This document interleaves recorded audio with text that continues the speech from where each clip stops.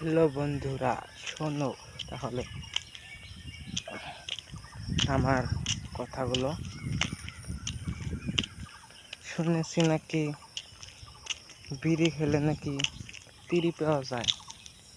তার জন্য ভাবছি অত ঘুরে ঘুরে কষ্ট করে লাভ নেই। তার জন্য দিনে 10 মোটা করে বিড়ি লাগে। দেখবে, এই যে 10 মোটা করে বিড়ি লাগে, বুঝলে?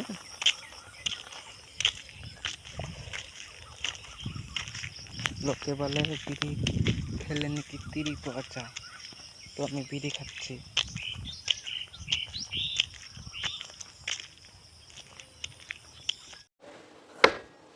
Voy a la playa, había subido la marea.